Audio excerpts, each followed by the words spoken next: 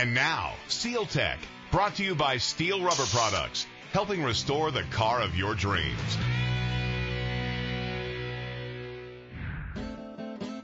Hey everybody, for today's Seal Tech, we're going to be finishing up our list of the 7 most common mistakes a person can make when they're dealing with weather stripping. Now, just to catch everybody up, here's the 4 we've dealt with so far. Number 1, throwing away the original rubber before you have a replacement.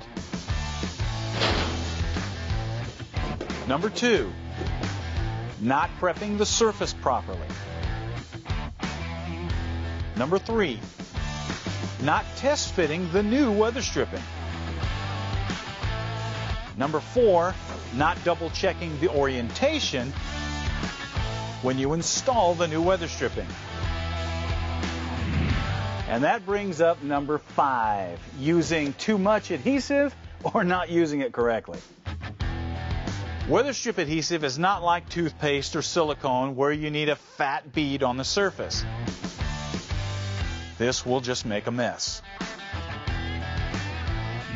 Weather strip adhesive works like a contact cement where you spread a thin coat on both surfaces and let it sit for a few minutes. Then when you bring the 2 parts together, they'll grab and hold, giving you instant adhesion and positioning. Done right, there should be no adhesive visible or squishing out around the edges, and the rubber should stay where you put it on the panel.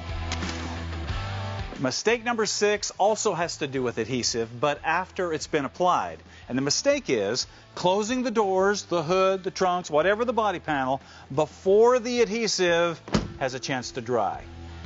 Even if you've put it on correctly, this can slide the weather strip on the wet adhesive out of its proper channel and allow it to dry there. Not only making a mess, but usually requiring that you buy new weather stripping and do it again. To prevent this, it's important to let the adhesive sit and cure for a few hours before shutting the doors or the trunk. If you want to make sure the weather strip stays in place while it's curing, some strips of masking tape work great to hold it in position. And finally, number 7, take your time. Don't get in a hurry. Because when you get in a hurry, that's when you start doing things like using too much adhesive, or closing the doors too soon, or putting the parts in backwards.